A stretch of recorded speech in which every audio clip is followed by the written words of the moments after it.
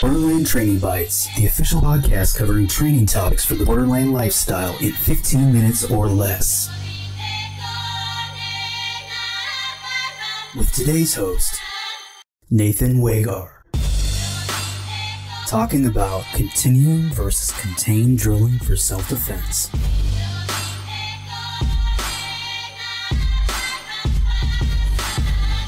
Welcome to Borderland Training Bites, the podcast for Borderland Training. This is your host for today, Nathan Wagar.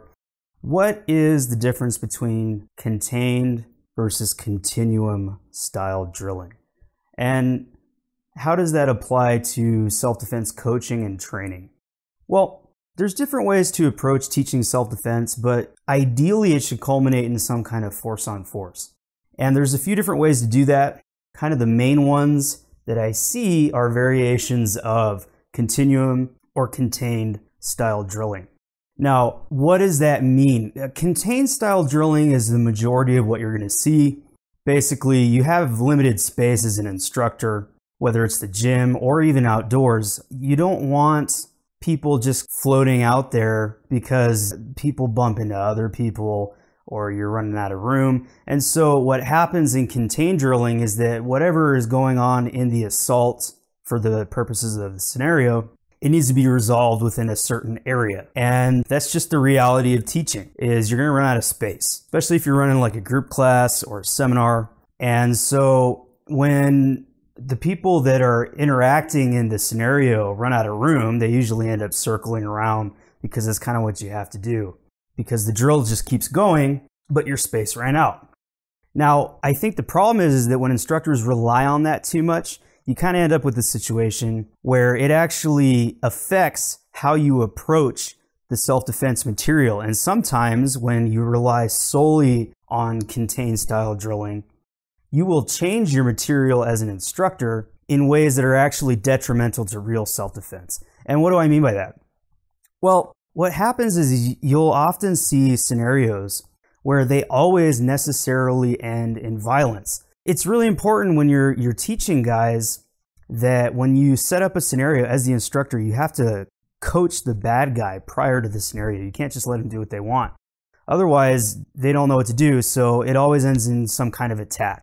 And that's not real self-protection. That's not how it really goes down, and that's not what we want to train people to deal with. We want to train people to kind of resolve that situation.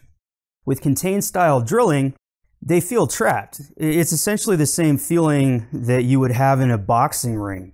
You are there to fight. And when you do contained style drilling, it kind of reinforces that feeling where you're there to fight. And so you almost feel like you haven't won the scenario, so to speak, unless you not only get attacked, but you resolve it physically. So that's the first problem. The second problem is there are some situations that you just can't survive, or you're very unlikely to survive with any kind of, not just certainty, but any likelihood, probability.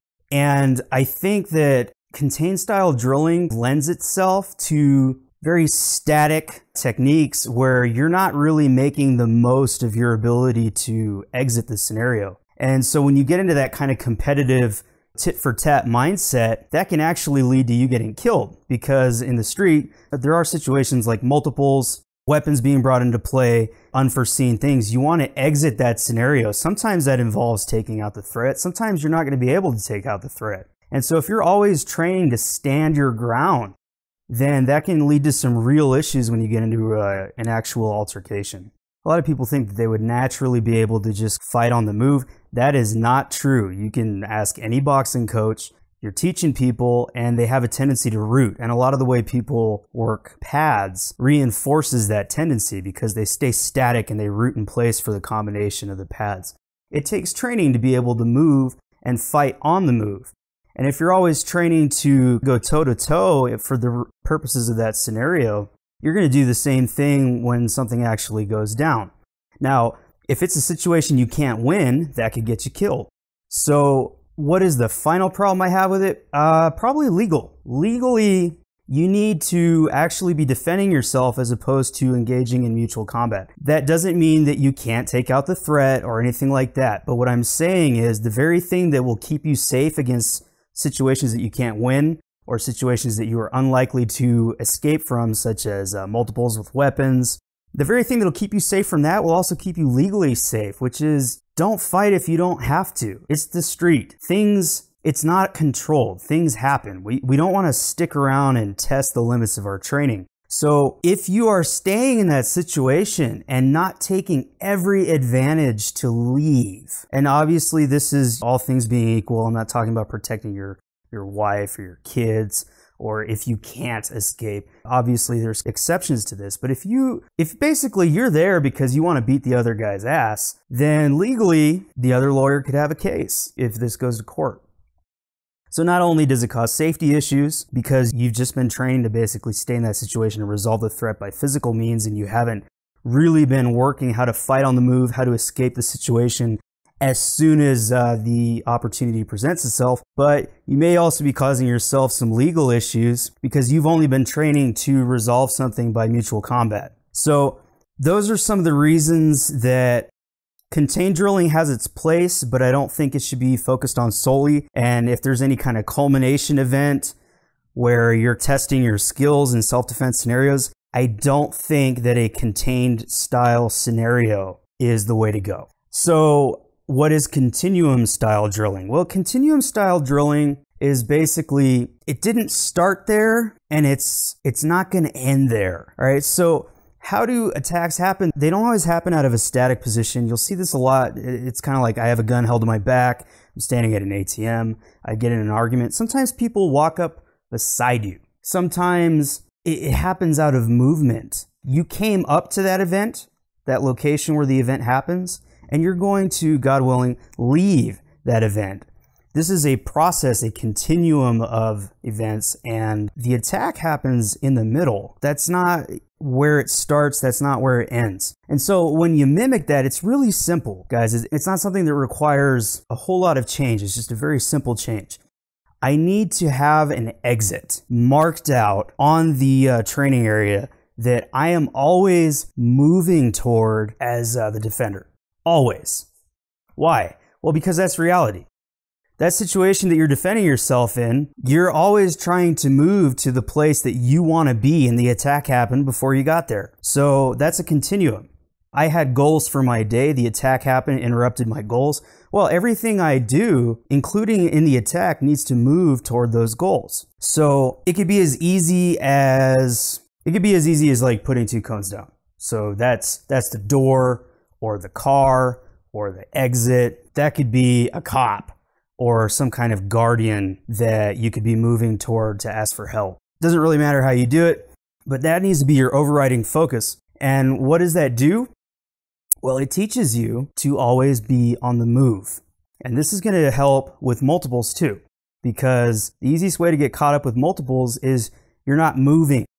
And the people that think they're moving, and they frequently are, they're doing a great job, but here's the thing.